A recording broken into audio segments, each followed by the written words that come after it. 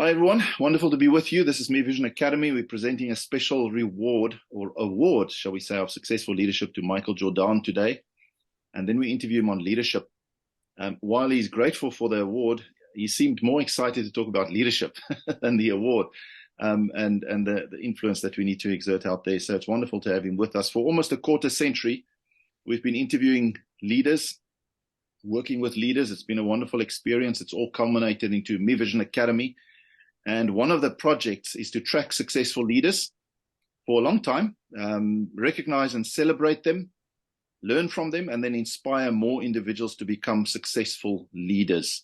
And the world really needs that, we believe, more than ever before, globally, in fact. So we've been tracking Michael Jordaan for many years. I think while he was still the CEO at FNB, I interviewed him in a boardroom there. It was a good experience. A lot has happened since. Welcome, Michael Jordaan, and congratulations. Thank you very much. I'm humbled by it, and as you correctly said, I'm like a little bit loath to accept all of these honors because I see myself as a very, very simple, humble guy who's had a lot of lucky breaks in life as well. Yeah, and it's good to see that, hey, to see the breaks and you know the privileges in life that lead to these opportunities. Yeah, I think you know, if you speak to people who have been successful in life, a lot of people will attribute it to a good education. I think it's really important to have the right skills. But I think most people don't acknowledge the role of luck in their lives. Now, clearly, you can put yourself in a position where luck makes a bigger difference. You know, the old saying attributed to Gary Player, the more you practice, the luckier you get. But I think it's nearly even more than that. You know, you're fortunate where you are born, which family you're born into, which friends you have. And yeah, the older I get, I learn a few things. One thing I know is that I get less and less certain of all my views, because the more you know, the more you realize how little you know. And then the other one is that, you know, you have to say that luck is just an important part of destiny. And, you know, there are other people who've achieved great things and worked very hard, and sometimes they were too early or just not as lucky. So anyway, that would be a big message of mine. Fantastic. Now, just leading into our conversation, it's very important that I just want to show the actual award, because on it is part of our conversation, Successful Leadership, awarded to Michael.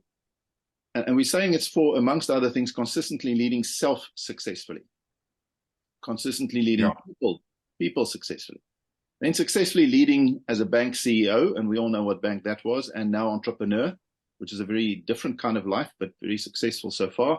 Positively impacting broader society through your entrepreneurial and other ventures, and then your commitment to mentoring, inspiring future successful leaders. So that is our, let me just stop that then. That was our positioning of what we're awarding you for. So my first question to you, Michael, is, do you agree? You know, obviously we've worked with leaders, interviewed them from presidential level to CEOs of banks to lower, even school principals at times, when we were at Cliff Central. So we've kind of positioned leadership as, whether you're a president or a junior supervisor in a bank, you're always leading self, you're always leading others, directly or indirectly, people. You're always leading organization, whether it's a part of a little part of an organization or a massive bank. And you're always leading society outside of the work environment, which may be family, church, or where. Do you agree with that general premise? Yeah, look, leadership is situational, right? And all of us are, you know, assume different leadership positions depending on the situation. You know, so I filled some leadership positions in a business capacity, and I think I was able to do it because of a deep passion for financial services and deep insight and knowledge. But if there were to be a different situation where I don't feel I have those competencies, I'm very, very happy to step back and let somebody else become the leader in that type of situation. Whether that's, I don't know, organizing something for your local school, or changing a tire on the car, or, you know, what needs to be put on the braai. So it's very situational. And, you know, I'd like to think one wants to work in a system where the best leader for the position emerges. And in that sense, many, many people are leaders in society. I mean, we actually have a wonderful group of South Africans who achieve a whole lot of things, very often without government, because we're a DIY nation, we do things ourselves, and it's because of leadership that is shown by the broad population. Yeah, no, I agree. Leadership's situational. There's a whole industry around situational leadership, which we're all aware of. And I would still come back and say, well, in that situation, hopefully the one who's going to lead better is the one who led himself successfully. So the reason I can take over the braai is because I qualified myself and I've braaied a lot, done lots of wheels, changed lots of wheels. So I've led myself successfully in that category, shall we say. And then I have to mobilize people, It looks to me like you have, across your career, done those 4 areas at least way above average. So leading self, leading others, leading organization, leading society. Did it feel like it came quite naturally over your career, or did you have to work really hard at it? Yeah, so you're making me reflect about it now. Look, I don't think leadership's easy, right? To be a good leader, you actually can't put yourself first. It may appear like that from the outside to some people in certain leadership positions. For example, the type of leadership that politicians would display can be quite different from what it means to be a leader in a kind of a business type of environment. My leadership philosophy is one where it's really, really important that you have the right group of people around you and that the right decisions get made. And that doesn't have to be the leader's decision. It's teasing out the right answer out of the group. And what's difficult about that, by the way, is establishing the group.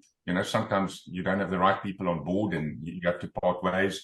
Sometimes it's selling to somebody that they should come on board, then empowering them, and then putting your own ego back, because your ideas may often not be the ones that win. So I'm saying leadership can actually be quite hard. And I think people who say it comes easy to them, they're probably not reaching the high bars of leadership where it really needs to be. You have to have courage to make tough decisions in a whole lot of places. But I suppose it's a skill or that one gains over the years with experience, and you get some confidence in the process as well. So that confidence is important because it actually allows you to become more of a servant type of leader, where you don't have to get all the credit for the things that go well, but you are confident enough that when things go wrong, you can step up, put your chin out there and say, this one's on me. So it's an interesting confidence. It's a real confidence. It's not an arrogance. You can step back and you can step forward when you need to. That to me is it's a humble sort of confidence, not an arrogant one, not an egotistical one. You're correct. And if I had to explain that, I think when I first became CEO of a bank, I probably didn't have that confidence. And I was keen to try and impress people when good things happened, that, I played a role in it. But that's the wrong thing to do for the people who work for you, because I would much rather work for a leader that actually gives them the credit for the things that they have done. And I must say that was part of my leadership journey, is that over time, I just realized that, that's my job, is, give credit where credit is due, give more credit, give it in front of people, give it in front of peers. And when things go wrong, don't take whatever action you want to take against individuals in front of everyone else. There's enough room to do that in private. Publicly, what you have to do is to say, buck stops with me, I'm the leader, I take accountability for what went wrong. But that was quite a progression. It didn't start like that. Very interesting, that key point you learned as CEO, you say. More and more, and I'm kind of just being revealing here that I've had a number of other CEO positions. So basically I'm saying my leadership journey, if I can put it more broadly, was to learn to work more with people, and in some cases alongside them, not as a leader that actually issues instructions, and then to actually give credit in front of a team to them. It really is. Look, leadership is actually quite simple. It's getting the right people around you, the team, and then having the right type of culture so that good people feel empowered to get on with the job and do it. Now, creating that, it's all about creating that culture. And to create the right type of culture, at least in my type of leadership style, it really is important to be humble and to step back so that you give great people the space to achieve. So can I say leadership is simple but difficult? Yeah, I think that's right. A bit like life, right? Yes. There's this famous saying that, if you make all the tough decisions, you're going to have an easy life. But if you take all the easy decisions, you're going to have a tough life. And leadership is a bit like that. It's not complex, it's simple, but it's sometimes hard to make all those right decisions. Yeah. Old man, any question, any comments? Michael, you are confirming everything you say, exactly why Adrian wanted to interview you. The life lessons you are expressing, Michael, is so important. And sometimes people in your background really are not aware of the depth of and value of the experience they've had. So these life lessons, these patterns of experience, learning with and with people as well, is so vital that we share it, and we've done it for many years. But what a pleasure it is to discuss with you that has gone through a life of many challenges. Many people don't even know probably, but what remains is a certain integrity of feeling and of humility, which is so crucial in our society, local and globally. Thanks. I suppose, you can still have views, strong views, but the important point is that you mustn't cling on to them, because if somebody comes with facts that you weren't aware of or better views, you should also be able to change them. So a part of, I think, being successful in the modern world is that flexibility, because the world's changing so fast. We don't always have access to all the information or all the views. So, you can often put yours out there, and it can be a strong view, but be open to be persuaded. And once again, there are many leadership styles, and many different ones work for different people.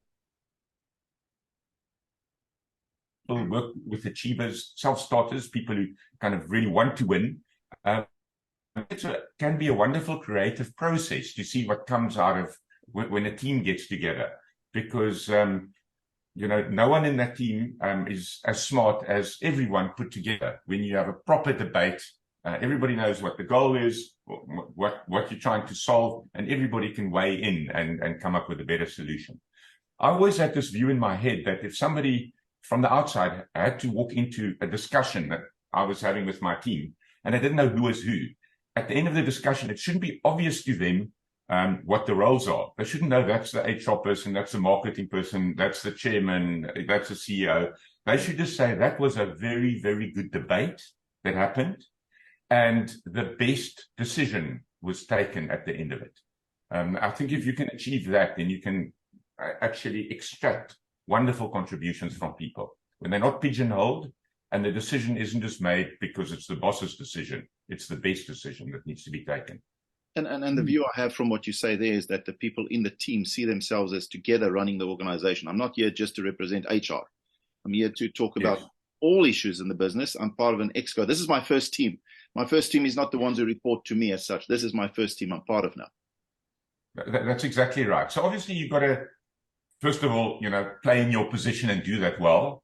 The scrum half, can't be, excel at maybe being the front row or the prop.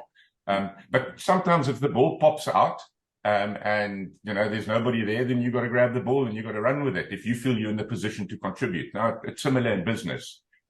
Yes, you've got your functional things that you need to do, but ultimately you're a team and you need to set your colleagues up for success as well. Michael, obviously part of what we do is to help leaders on their journey, but with this project, we find those who have been further down the path, and the hope is that we can inspire those who are still climbing that career path towards leadership, if I can put it that way. So please just share one or two more gems that come to mind for those who are still climbing, I want to say, the leadership ladder, when it comes to self-leadership and people leadership. What do you wish you knew early on in your career, perhaps? The age-old question.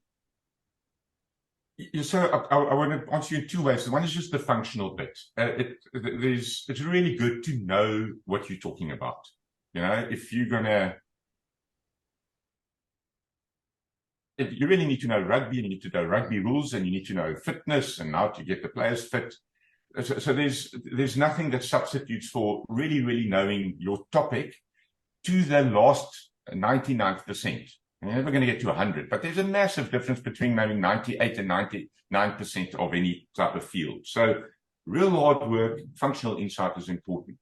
But then the second one has nothing to do with actually having functional insight, and that is just how does one get the best out of the individual team? And particularly in an environment, as I said, where if you work with smart people who are self-starters and want to be empowered, you have to be very, very careful to not overmanage them, to micromanage them. It really is a question of jointly agreeing, what the organization wants to do, what their role is in doing it, and then making sure that you can actually support them so that they can achieve those goals. So the role of the leader is actually quite inverted in the sense that you don't tell them what to do, but you give advice. Sometimes you're a mentor, and sometimes you help them achieve their goals or point out to them, where their shortcomings. So that's a very, very different thing. Is that I didn't realize, kind of when I started my leadership journey, that your job isn't to make all the important decisions. Your job is to set your team up for success so that they can achieve. So you can really judge a leader not by him or herself, but by their team and how well the team performs. And that goes whether you're talking political leaders around the world, business leaders, social leaders, whatever. Are you setting your team up for success? Oh, that's such good advice there. Thank you, Michael. Just moving on a little bit, once you lead yourself well, great, and you help your people lead themselves well, and you help them lead their teams well, help them lead their people well, there's still some elements in leading an organization that's missing. What are some other organizational dynamics that you've learned some lessons around to lead an organization successfully?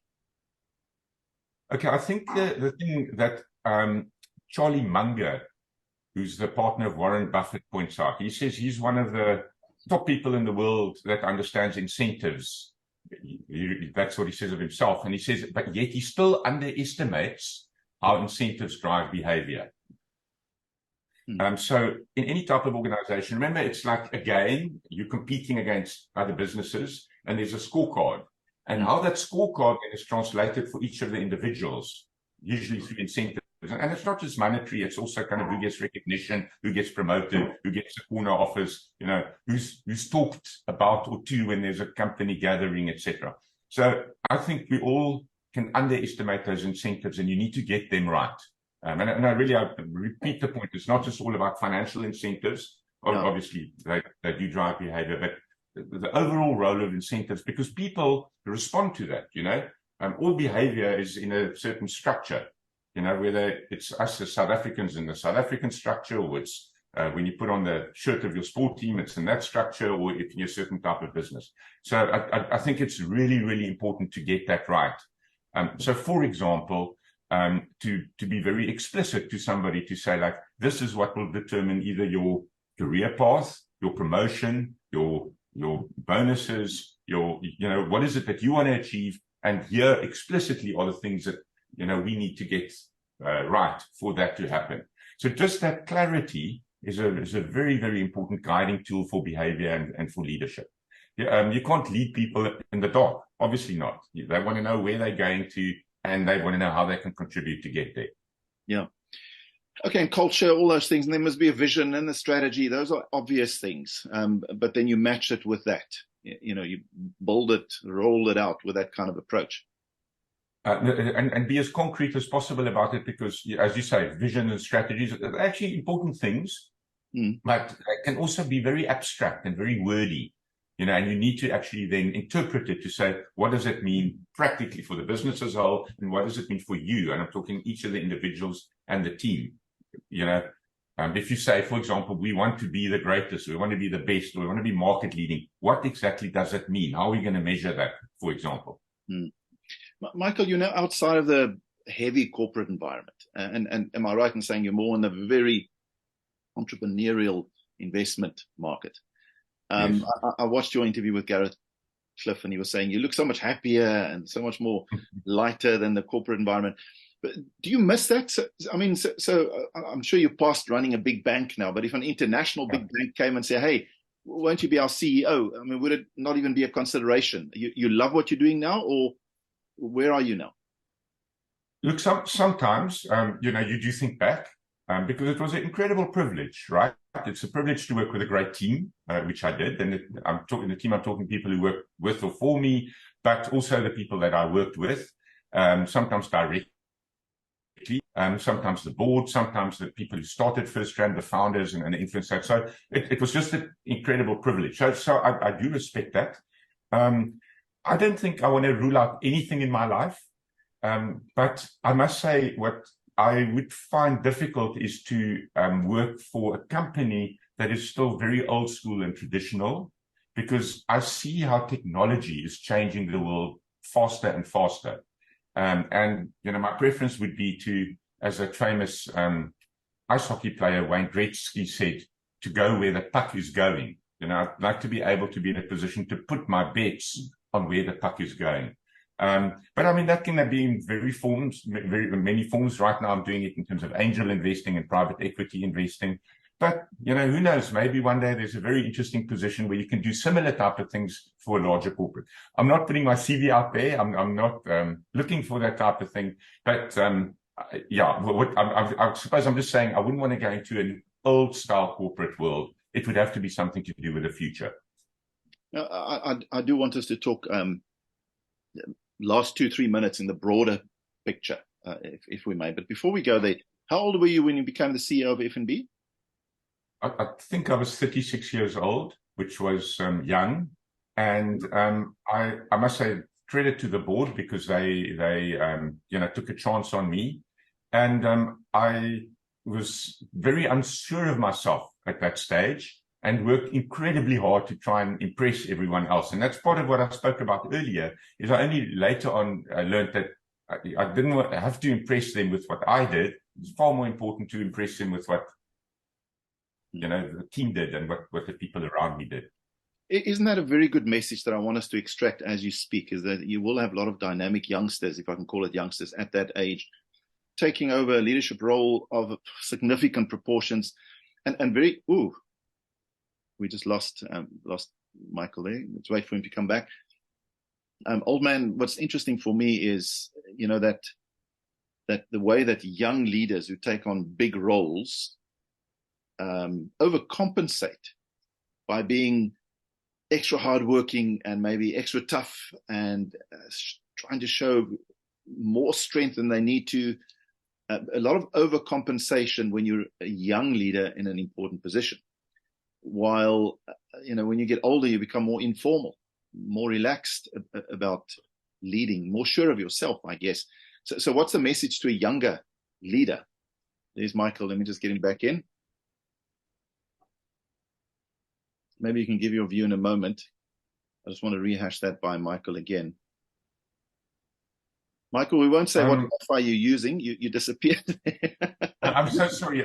My computer just suddenly switched, the cable disconnected. So I'm so sorry. I hope you can edit.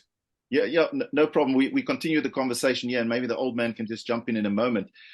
Michael, what I was trying to say is, when you're younger and you've got good qualification and you're intelligent and you've been seen and noticed, and now you're going to a super important leadership role, one often overcompensates by trying to be extra strong and extra hardworking and extra efficient, you know, whatever it is.